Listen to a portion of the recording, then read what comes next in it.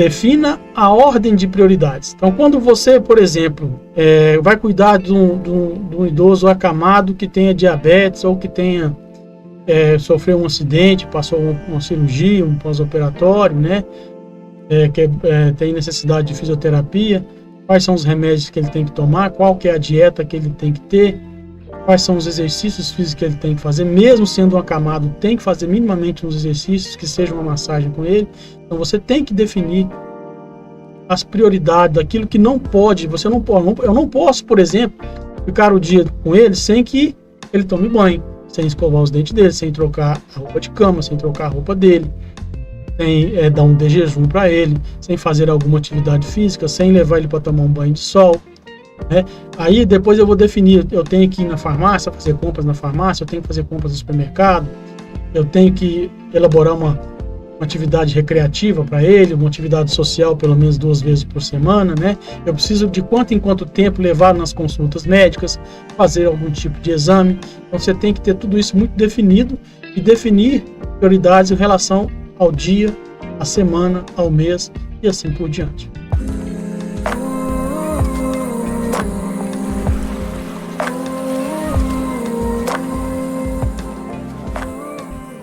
Então, definir a prioridade é aquilo que não pode ser deixado para depois, né? Lembrando que pelo menos 20% do seu tempo você tem que deixar para as coisas emergenciais que vão acontecer.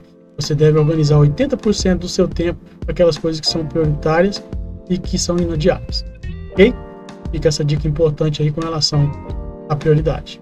E então, clica aí para curtir esse vídeo, aproveite e se inscreva no nosso canal e ative o sininho para receber mais vídeos como esse. Lista de atividades diárias, né? Eu falei agora há pouco, mas é importante ressaltar. E os horários da alimentação, a preparação do alimento, muitas vezes a cuidadora vai ter que preparar um alimento especial da dieta do idoso, né? Se ele estiver usando sonda, se ele tiver problemas com a diabetes, tem uma restrição alimentar, né?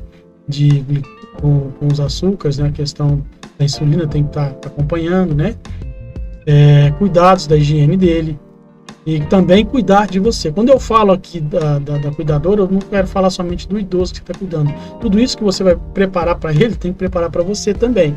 Cuidar de você e, como eu falei da jornada dupla, cuidar da sua família, né? Pessoas com quem você convive, né? Não deixe para depois e nem ignore as atividades sociais, tá?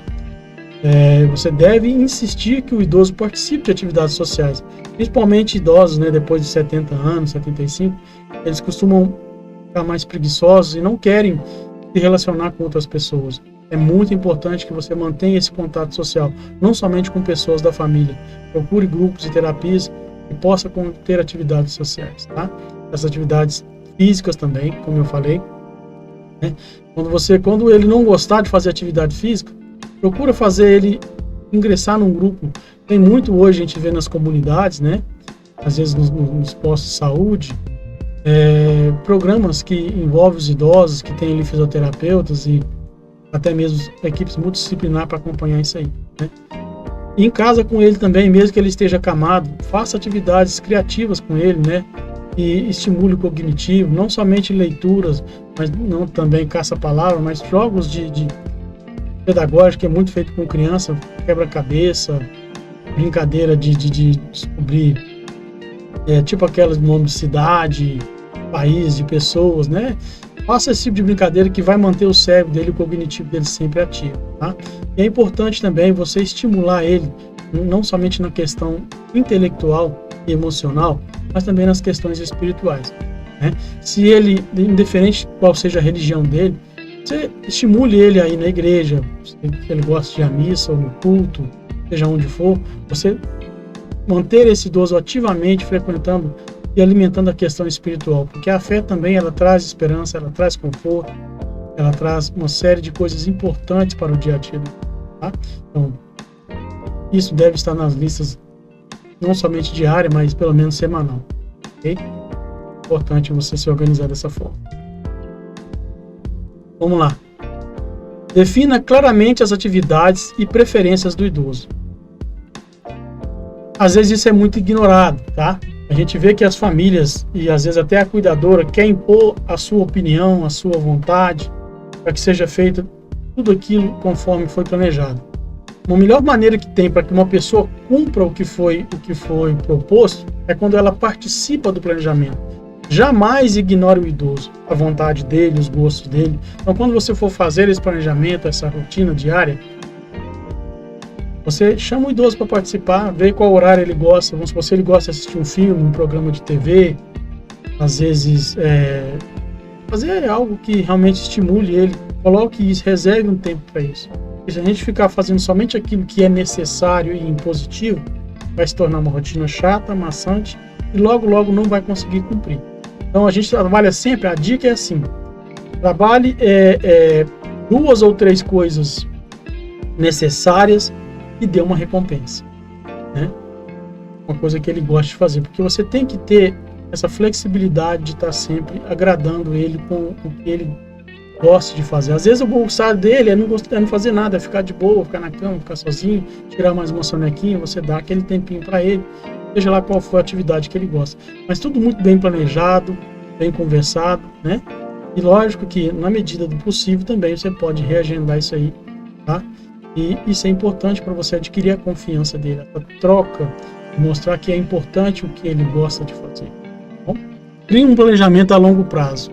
Até agora eu falei de coisas do dia, né? Você fazer no dia. Você precisa ter também um planejamento do que você vai fazer na semana, no mês e no ano. Por exemplo, suponha que você chega lá com o desafio de melhorar a mobilidade dele. Vamos supor que você pega um idoso que tenha problema de Parkinson. Existem uma série de atividades físicas, de fisioterapia, de pilates, que são simples, que você consegue fazer em casa mesmo, né? Colocando alguns cubinhos, algumas cadeiras, o jogo de brincar de jogo das cadeiras, de obstáculos. Uma série de coisas, né, que nós ensinamos no nosso curso, que você consegue fazer com esse idoso. Então, estabeleça uma meta, quantos exercícios daqui a uma semana, por exemplo, se ele não consegue pegar uma caneta ou um copo, em quanto tempo você vai desafiar ele a conseguir fazer aquilo? Se ele está com dificuldade do Alzheimer, por exemplo, estimule o cognitivo dele, a leitura, a cantar, utilize a musicoterapia, dança, estimule ele a buscar coisas que ele goste e tendo metas de evolução. Tá? Por exemplo, vamos fazer se ele conseguir caminhar, né, obviamente. Vamos fazer uma caminhada no quarteirão até a praça? Vamos. Aí na primeira semana seja isso, no primeiro mês, depois você vai aumentando um pouquinho, 5 minutos você vai aumentando para 10, de 10 para 12, 15, gradativamente coloca uma meta. Quando a gente não tem uma meta, é que se torna chato. A meta com planejamento, e você revisa ela diariamente, e também gratifique ele, dê os parabéns, né? Relate isso para ele, para a equipe médica, para a família, todo esse progresso que ele estiver tendo. Se você não tiver um planejamento do dia, da semana e do mês, e até mesmo do ano, as coisas se tornam mais difíceis porque você não consegue mensurar se está havendo progresso ou não. Prestação de contas, né? Coloque dentro da sua agenda, né, da rotina semanal, uma breve reunião, não só com a família, mas com os tutores, né, as pessoas que envolvem o cuidado dele. Tá? Às vezes ele tem um assistente social, às vezes ele tem um geriatra, né? É tão importante quanto fazer, é prestar conta do que você fez. Eu vejo muitas das vezes as cuidadoras chateadas porque não tem o seu trabalho reconhecido, é porque elas não fazem isso, elas não prestam conta, elas fazem de 1001 coisas na casa, até cuidar de cachorro, cuidar do jardim, e, enfim, tarefas muitas vezes que não é o foco principal dela, mas ela não tem uma prestação de conta, de relatório do que ela fez. Tá? Quando você mantém a casa muito bem organizada, tudo no seu lugar, dá a impressão que você não fez nada, entende? Só que as pessoas que não estão ali, não participaram dessa rotina, não sabem o quanto aquilo tomou o seu tempo e quanto foi difícil manter as coisas em ordem. Então, sim, preste conta. Separe aí pelo menos meia hora da sua semana, talvez 15 minutos, para fazer uma reunião com os tutores, a pessoa te contratou. Mas às vezes a pessoa não tem tempo de me receber. Não tem problema. Faça um relatório, tire fotos da rotina diária que você cumpriu, mande para ele, que seja por e-mail, pelo WhatsApp. Não deixe de prestar conta da semana de tudo que foi feito, de todo o progresso, de todos os desafios, dificuldades que foram encontrados. E tão importante quanto fazer é mostrar que você fez. Tá? Não ignore isso. Prestação de conta é um diferencial que vai valorizar o seu trabalho, fazer com que você mostre o quanto isso está sendo compensador para o idoso e para a família, suas atividades com o idoso, tá bom? Utilize ferramentas tecnológicas.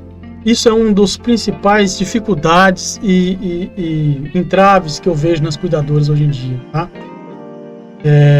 Como eu falei na semana passada, né, na outra live, o perfil das cuidadoras no Brasil são de pessoas acima de 45 anos, a maioria mulheres com baixa escolaridade e tem aversão à tecnologia. Hoje você tem tablets, você tem o próprio celular, você pode baixar aplicativo, vai te ajudar, por exemplo, a controlar a dieta do idoso, a controlar até mesmo essa rotina, né, sua agenda, a te lembrar das horas que você tem que dar o remédio, a dosagem que foi dada. Até atividades também, aplicativos que te ajudam na questão de atividades de recreação. Então, procure aprender, tá? E ter mais contato com as questões da tecnologia, tá? Isso é um diferencial que vai fazer com que você destaque como cuidador.